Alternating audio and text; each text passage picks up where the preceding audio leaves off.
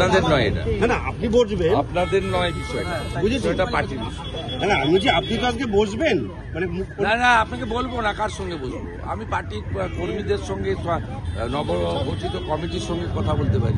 কিন্তু দিকে দিকে এই যে সমস্ত শাসক দলের বিএলএরা কাজ করছেন, তারা কোথাও কোথাও ভয় দেখাচ্ছেন বা বিভিন্ন রকমের হুমকির প্রসঙ্গ চলে আসছে। সরকারি অফিসাররা ঠিকঠাক করে কাজ করতে এখনো শুরু হয়নি বিএলএদের কাজ।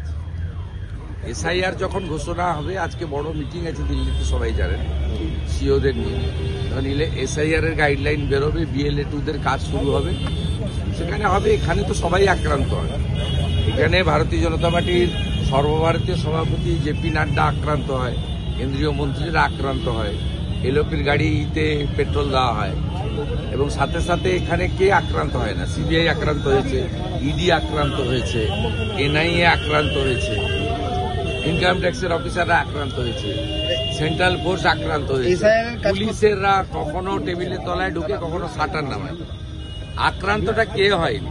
এই আক্রান্তের চেষ্টা করলে আপনারা কি করবো? পরের কথা, election commission, election commission Nepal का जो सिचुएशन है वो पश्चिम बंगाल और भारत को ऐसा सिचुएशन हो सकता है। इसके लिए हमारी एक्सटर्नल अफेयर्स मिनिस्ट्री है, हमारी एक्सटर्नल अफेयर्स मिनिस्टर है, प्राइम मिनिस्टर है, वो देख रहा है। इसमें हम लोग का टिप्पणी करने का कोई जरूरत नहीं है। नेपाल সীমান্তে পশ্চিমবঙ্গের যে জেলা রয়েছে, নেপাল সীমান্তে সেই সব জেলার মানুষের জন্য কি বলবো? আমাদের ভারতবর্ষে খুব শক্তিশালী গণতান্ত্রিক একটি ব্যবস্থা আছে, পৃথিবীর সর্ববৃহৎ গণতান্ত্রিক ব্যবস্থা, এবং অত্যন্ত শক্তিশালী প্রধানমন্ত্রী আছেন যার জনপ্রিয়তা বিশ্বে 1 নম্বর, এবং জয়শঙ্করজির মতো একজন এমিনেন্ট অত্যন্ত দক্ষ পররাষ্ট্রমন্ত্রী আছে। বিষয়টা তাদের উপর ছেড়ে দেন, সব বিষয় বলতে নেই, সব বিষয় বলতে নেই, ভরসা রাখুন দেশের প্রধানমন্ত্রীর উপর।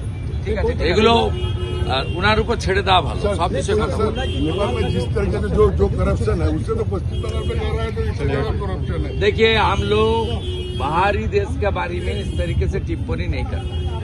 वो टीएमसी का एक एमएलए, वो जो आईपीएस था हुमायूं कबीर, अपने सोशल मीडिया पोर्टल में दिया है कि भारत में भी चाहिए।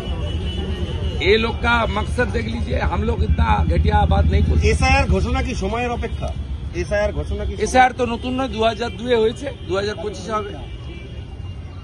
মানে এই যেটা নিয়ে তৃণমূল বারবার বিরোধিতা করে আসছে, এবার এই রাজ্যে তৃণমূল বিরোধিতাও করে, আবার বিএলএ 2 লিস্টও জমা দেয়।